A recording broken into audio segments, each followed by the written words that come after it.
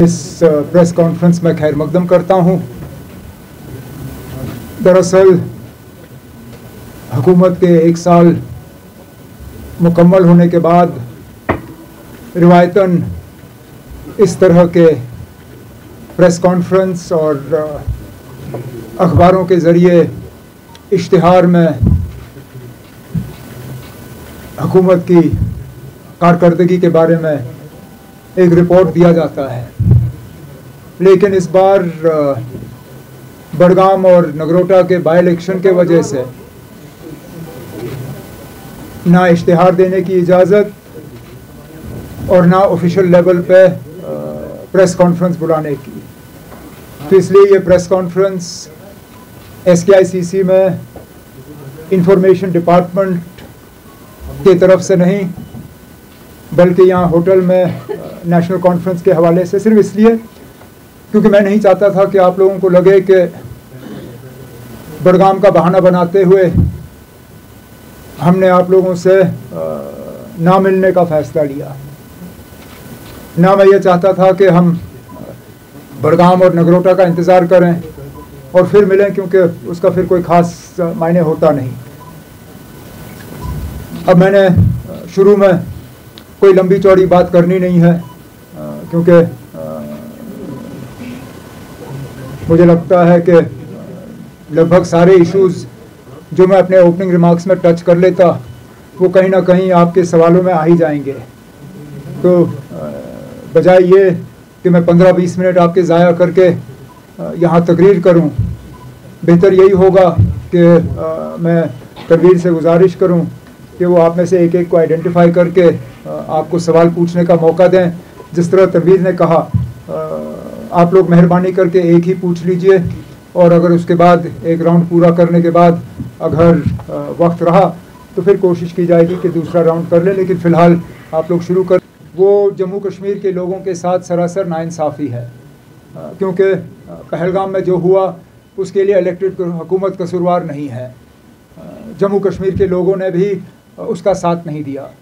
जो लोग पहलगाम के हमले के जिन पे पहलगाम के हमले का इल्ज़ाम लगा, जिनको फिर उसके बाद एनकाउंटर में मारा गया, उनमें से कोई भी जम्मू कश्मीर से नहीं था, सब बाहर से थे। तो इन सब चीज़ों को लेने के बाद अगर कि ये फिर बात आ जाती है कि स्टेटहुड पे बात करने के दौरान हमें पहलगाम के भी सोचना चाहिए, तो मुझे लगता है हमारे साथ सरासर नाइंसाफ़ी है। जम्मू कश्मीर के लोगों के साथ, चलिए सियासी मैदान में जो बात हुई मैं उस पर नहीं जाऊंगा। कम से कम पार्लियामेंट में और सुप्रीम कोर्ट ऑफ इंडिया में बार बार ये कहा गया कि 3 step process, delimitation, election, statehood.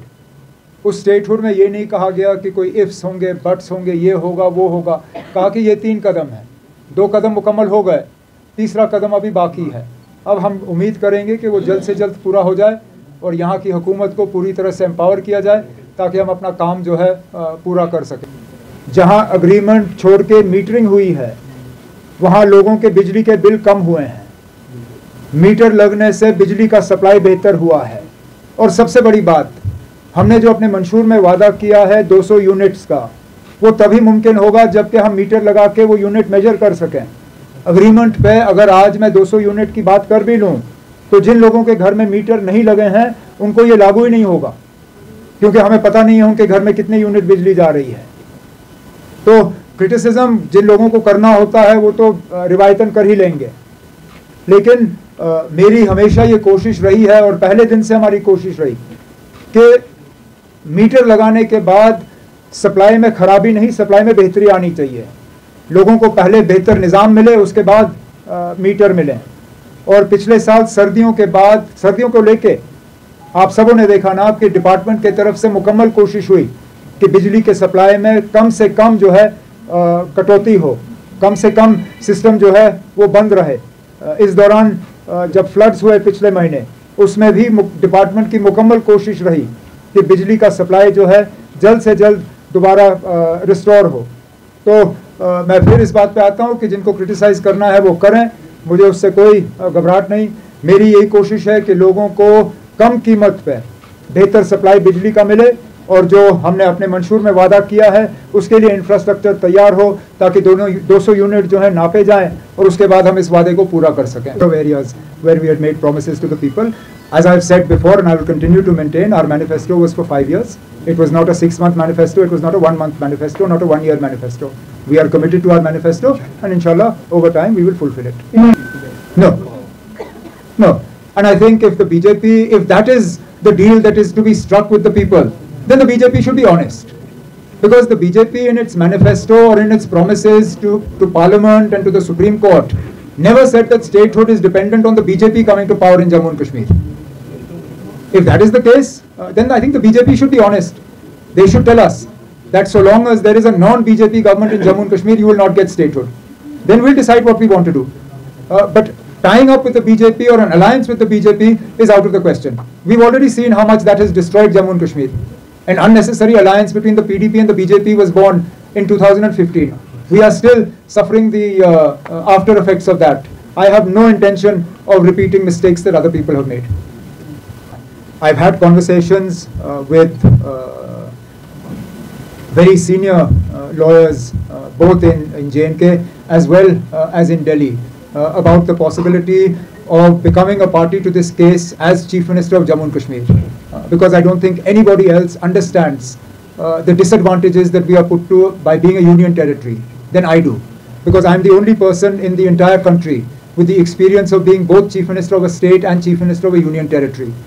So this is something that is actively being discussed with a legal team, and based on their opinion, there is a possibility that as Chief Minister, I will make myself a party to this case. I read that in the report from the Supreme Court. And sorry, this was consultation regarding statehood, right? Yeah, I mean, as I said, the first I heard about this was when the Supreme Court was informed about this. जो लोग mandate के बारे में तंजीमी तौर फैसला करेंगे, उनका रूहुल्लाह के साथ कोई कांटेक्ट है या नहीं है, वही बता सकते हैं। अब मेरी उनसे कोई बात नहीं हुई है। जी मेरा ये बताइए, क्योंकि विधानसभा का सत्र जो है वो शुरू होने वाला है, तो क्या प्राइवेट मेंबर्स बिल जो है, अगर आपको लगता है कि अपोजिशन कोई ऐसी प्राइवेट मेंबर्स बिल लाएगी जिसमें वेटेज नेशनल कॉन्फ्रेंस के मेंबर से ज्यादा होगा, तो क्या नेशनल कॉन्फ्रेंस मेंबर्स उसको सपोर्ट करेंगे? कोई भी बिल जो है हाउस में आने से पहले स्पीकर साहब की प्रॉपर्टी होती है, और किसी भी बिल को हाउस में लाने का अपना एक प्रोसीजर होता है, और जब ज़रूरत से ज़्यादा बिलें आती हैं तो उनमें फिर ड्रॉ ऑफ लॉट से तय होता है कि कौन सा बिल हाउस के सामने आएगा। मैंने जम्मू में भी इस सवाल का जवाब दिया, मैंने कल कुलगाम में भी इस सवाल का जवाब दिया, मैंने कल अनंतनाग में भी इस सवाल का जवाब दिया, आज फिर इस सवाल का जवाब दूंगा। अगर कोई ऐसी बिल हाउस के सामने आती है जिससे कि जम्मू कश्मीर के आवाम को फ़ायदा होगा, मेरी हुकूमत उसमें कोई रुकावट नहीं बनेगी। लेकिन कौन सा बिल हाउस के सामने आएगा ये एज मेंबर ना मैं तय कर सकता हूं, ना सागर साहब कर सकते हैं। यहाँ तो फिर तनवीर सादिक का भी बिल है to bring land grants act back to its original form. अब आपको कैसे मालूम है कि इनका बिल नहीं आएगा, उनका आएगा? अगर तनवीर का बिल आया वो भी अपने आप में मायने रखती है, because that bill then takes care of all this lease land issue. क्या बाकी पार्टियां इनके बिल को सपोर्ट करेंगे? अभी किसी को नहीं मालूम है ना अब हाउस के सामने कौन सा बिल आएगा, लेकिन वो बिल जिससे जम्मू कश्मीर के आवाम को फायदा होगा, मेरी हुकूमत उसमें कोई रुकावट नहीं बनेगी। लास्ट में आपने मैनिफेस्टो के दौरान वादा किया था कि मैं हुकूमत में आके जो है पीएससी को हटाऊंगा, लेकिन अभी भी जो है नहीं ना, वो मैं एक सेकंड मुझे जवाब देने दीजिए। मैं इतना अक्लमंद हूँ ना, अब आप 2 लफ्ज कहिए, मुझे पूरा सवाल उसके बाद समझ आ ही जाता है। आप में से कई सारे साथी उस प्रेस कॉन्फ्रेंस में थे मैनिफेस्टो को जब हमने रिलीज किया, और उस दौरान मैंने आपको ये भी कहा, क्योंकि शायद आप में से किसी ने सवाल पूछा और कहा कि इसमें कुछ ऐसे वादे हैं जो एज यूटी आप कर नहीं सकते हो, और मैंने कहा हम इस बात की जानकारी रखते हैं। इसमें कई सारे ऐसे वादे हैं जिस वादे का आपने जिक्र किया। हमने मैनिफेस्टो में ये नहीं कहा कि हम पहले दिन करेंगे, हमने मैनिफेस्टो में ये कहा कि हम पीएसए को जम्मू कश्मीर से हटा देंगे। हटाने के लिए हमें रियासत का दर्जा होना चाहिए, सिक्योरिटी, लॉ एंड ऑर्डर, ये सब चीज़ें इलेक्टेड गवर्नमेंट के पास होनी चाहिए। जिस दिन ये चीज़ें हमारे पास होंगे, मैं असेंबली सेशन का भी इंतजार नहीं करूंगा, ऑर्डिनेंस के जरिए जो है हम ये कानून हटा देंगे। आप बताइए उसके बाद ये मुझे लगता है there's no clarification required to the second. As I said, I'm consulting with a team of lawyers as to whether it would prove to be advantageous and whether I bring anything to the fight for statehood. Because as I said, I am uniquely placed in this country to be able to inform the Honorable Supreme Court of just how miserable it is to be Chief Minister of a Union Territory. Because I've been Chief Minister of a state, and I've been Chief Minister of the same state that is now a Union Territory.